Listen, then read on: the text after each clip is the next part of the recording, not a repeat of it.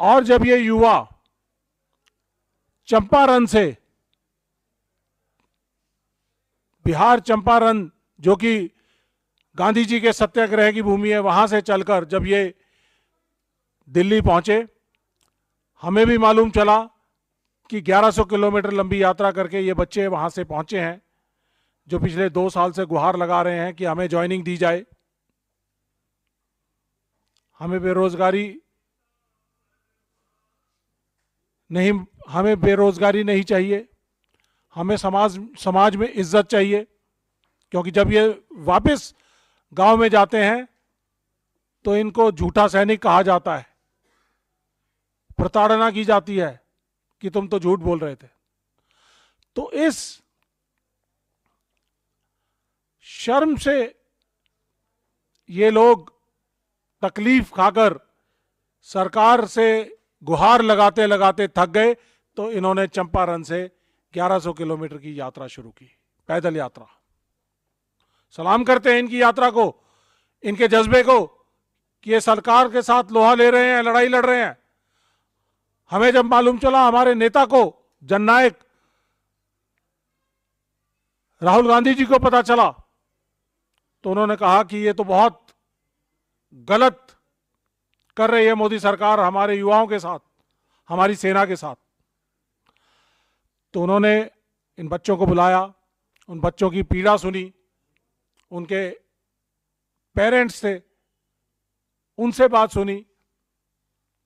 मालूम चला 64 बच्चे जो भर्ती हो चुके थे, सेना में ज्वाइनिंग लेटर का इंतजार कर रहे थे और सरकार से गुहार लगा लगा कर परेशान हो गए थे और देश सेवा के सपने को टूटने से दुखी थे, आहत थे, तो 64 बच्चों ने इस दौरान सुसाइड किए। इन 64 बच्चों के सुसाइड का जिम्मेदार कौन? सवाल पूछते हैं हम मोदी सरकार से कि क्या ऐसी मजबूरी थी कि आपने अग्निपथ स्कीम लागू की? जब अग्निपथ स्कीम आप लागू कर रहे थे, इन बच्चों को उसके अंदर समायोजित करना चाहिए था, लेकिन नहीं किया।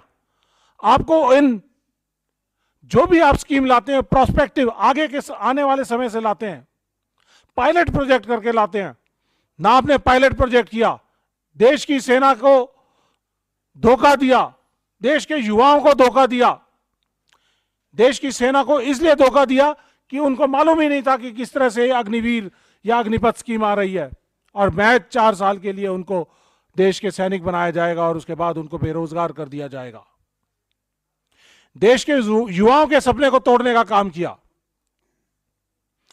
कम से कम आप जो पहले से भर्तियां अनाउंस की गई थी, उन भर्तियों को तो पूरा करते। जब आपने उनकी भर्तियों की सभी प्रक्रिया को पूरा कर दिया था, तो इनको ज्वाइनिंग करा सकते थे। ज्वाइनिंग करानी जरूरी थी, लेकिन आपने ज्वाइनिंग नहीं दी। आपने एक तुगलकी फरमान जारी किया अग्निपथ स्कीम का, और उसके तहत 1.5 लाख से ज्यादा युवा बेरोजगार, 64 से ज्यादा युवा जिन्होंने खुदकुशी कर ली।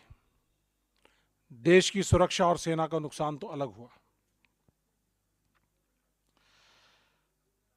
हमने एक आरटीआई के जरिए सरकार से डेटा मांगा कि 2022 में कितने लोगों ने भर्तियां देखी और 2023 में कितने लोगों ने भर्तियां देखी।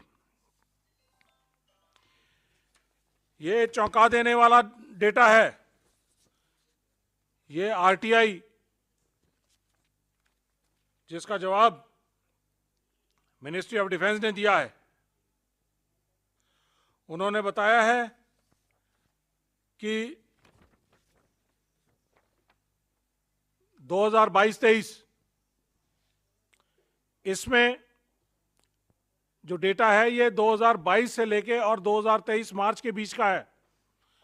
34 लाख युवाओं ने भर्ती देखी, लेकिन 2023-24 के अंदर ये संख्या सिर्फ घटकर 10 लाख रह जाती है।